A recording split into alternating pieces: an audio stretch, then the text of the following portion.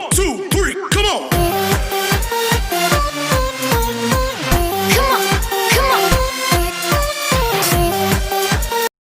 Hello students, welcome to my YouTube channel जिसका नाम है educative.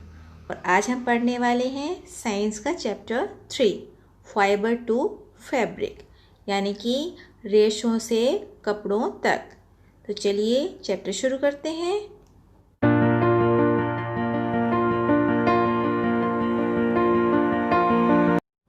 In class 6, you have learned about some fibers obtained from plants. बच्चों, आपने 6 class में पढ़ा था कि कुछ फाइबर ऐसे होते हैं जो हमें प्लांट से, पौधों से प्राप्त होते हैं। और अगर नहीं पढ़ा आपने वो चैप्टर तो उसका लिंक मैं ऊपर आपको आई बटन में दे दूँगी, तो आप वहाँ से जाके पढ़ सकते हैं। You also learned that wool and silk fibers are obtained from animal. और आपने ये भी पढ़ा था कि जो वूल है, ऊन है, और जो सिल्क फाइबर है वो एनिमल से प्राप्त किए जाते हैं। कैसे प्राप्त किए जाते हैं? वूल यानी कि ऊन हम भेड़ों से प्राप्त करते हैं और सिल्क को सिल्क वॉर्म से प्राप्त करते हैं। और सिल्क कहाँ से प्राप्त करते हैं? सिल्क वॉर्म के कोकून से। Wool is obtained from the fleece hair of sheep और याक। तो वूल यानी कि ऊन हम प्राप्त करते हैं शीप या याक के बालों से। Silk fibres come from cocoon of the silk moth. और सिल्क फाइबर कहाँ से आता है? सिल्क का रेशा कहाँ से आता है?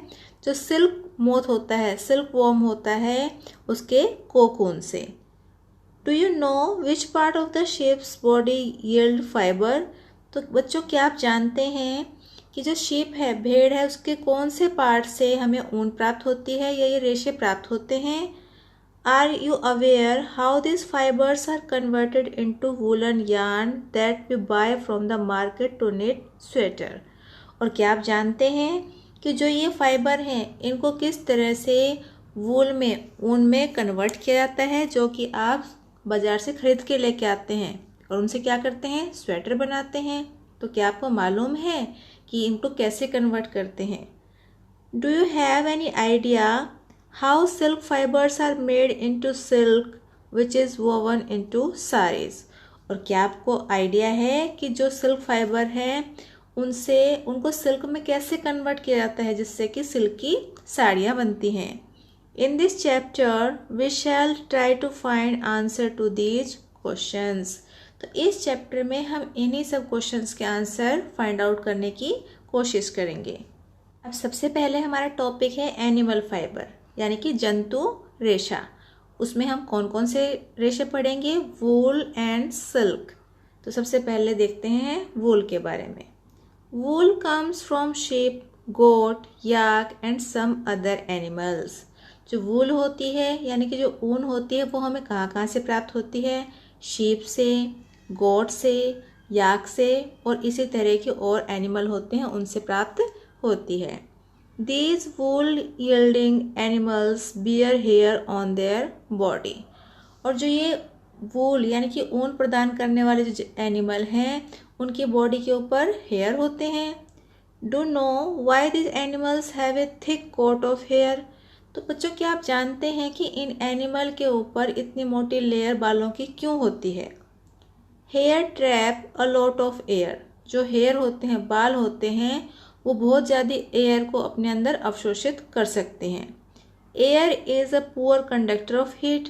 और जो एयर है, हवा है, वो हीट की यानी कि ऊष्मा की कुचालक होती है। As you would learn in chapter 4, जो कि आप चैप्टर 4 में पढ़ेंगे। So hair keeps these animals warm. तो इसलिए जो ये हेयर हैं, इनके बाल हैं, ये इन एनिमल्स को गर्म रखते हैं, क्योंकि एनिमल्स कहाँ रहते हैं? ठंडी जगहों पर रहते हैं, तो इन्हें गर्मी की बहुत ज़्यादा ज़रूरत होती है और इनके बाल इनकी इस काम में हेल्प करते हैं। Wool is drive from these hairy fibres. तो ऊन इनके इन्हीं जो बाल होते हैं उनके फाइबर से बनाई जाती है। अब यहाँ आपके लिए दी हुई है एक एक्टिविटी, तो देखते हैं इसमें क्या दिया है। Feel the hair on your body and arms and those on your head. तो आपके जो बाजू हैं, आर्म्स हैं, उन पे जो हेयर हैं उनको और अपने सिर के बालों को फील करके देखिए। Do you find any difference तो क्या आपको कोई अंतर नज़र आता है उनमें? Which one seems course and which one is soft. तो कौन से बाल आपको हार्ड लगते हैं और कौन से बाल आपको सॉफ्ट लगते हैं? Like us, the hairy skin of the sheep has two type of fibers that forms its fleece. और हमारे बालों की तरह जो शीप होती हैं उनके भी दो तरह के बाल होते हैं. First the coarse beard hair and second the fine soft under hair close to the skin. एक तो उनके जो दाढ़ी के बाल होते हैं जो कि बहुत हार्ड होते हैं और दूसरे बाल होते हैं जो उनके स्किन के ऊपर होते हैं, जो उनके स्किन के बिल्कुल पास होते हैं, तो वो बहुत ही सॉफ्ट होते हैं. The fine hair provide the fibre for making wool. और जो ये सॉफ्ट बाल होते हैं इन्हीं से ही वूल बनाई जाती है. Some breed of sheeps possess only fine under hair. और कुछ ऐसी ब्रीड्स भी हैं शीप की जिनके कि सिर्फ ये मुलायम बाल ही होते हैं. Their parents are specially chosen to give birth to sheep which have only soft under hair. और ऐसे पेरेंट्स को चूज़ करते हैं अपने ऐसी प्रजातियों को और जन्म देने के लिए जिनके कि सिर्फ सॉफ्ट बाल ही होते हैं. This process of selecting parents for obtaining special characters in their offspring such as soft under hair in sheep is termed selective breeding.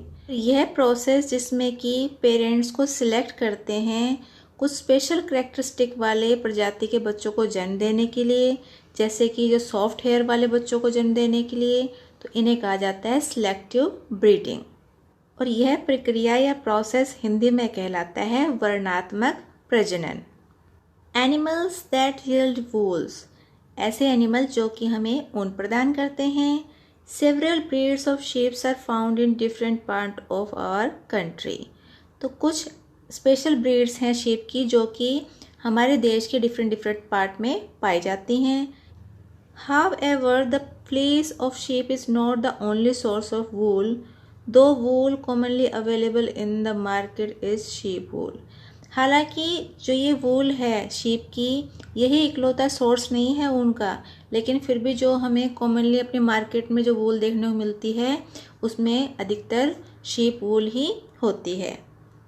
Yak wool is common in Tibet and Ladakh. और जो याक की ऊन होती है वो कहाँ पर फेमस है बच्चों? कॉमनली आपको मिल जाएगी तिब्बत और लद्दाख में मिल जाती है.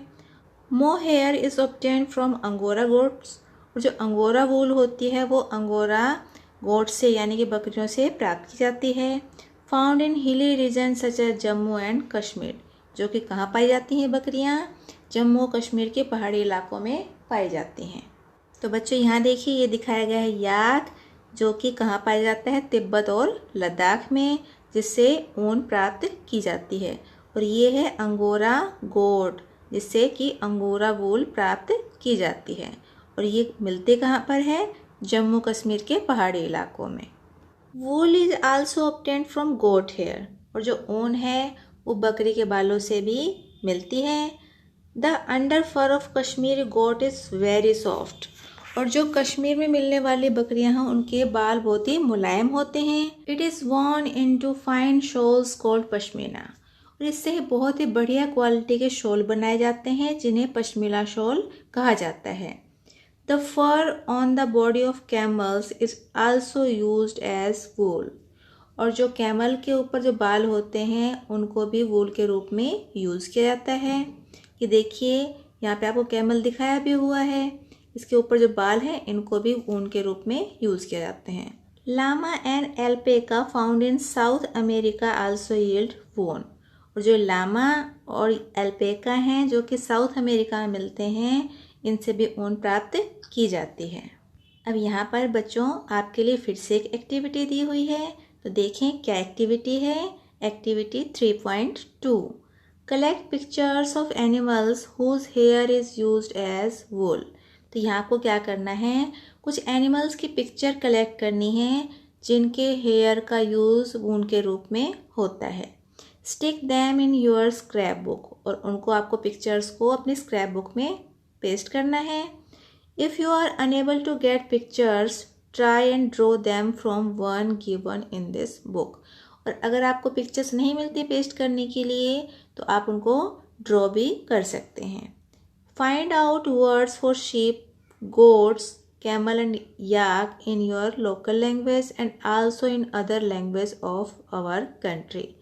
और जो ये sheep हैं, goat, camel और yak हैं, ये इन नामों को आप अपने जो लोकल लैंग्वेज है इनमें क्या कहते हैं उनको पहचानिए, उनको जानिए और उनको भी लिखिए। और इसके साथ साथ इन नामों को हमारी जो कंट्री है, देश है, उसके अलग अलग भागों में अलग अलग लैंग्वेज में क्या कहा जाता है उनको भी जानने की कोशिश कीजिए। तो बच्चों, आज की वीडियो में बस इतना ही। लेकिन अगर आपको वीडियो पसंद आई है तो वीडियो को कर दीजिए लाइक और अपने सभी फ्रेंड्स के साथ कर लीजिए शेयर। और अगर आप चैनल पे नए हैं तो चैनल को सब्सक्राइब कर लीजिए और बेल आइकन को प्रेस कर लीजिए, जिससे हमारी आने वाली सभी वीडियोस आप तक पहुंच पाएँ और आप उनसे पढ़ पाएँ। और लास्ट में बस यही कहूँगी, घर पर रहिए मगर पढ़ते ज़रूर रहिए। Thank you for watching my video. 1, 2, 3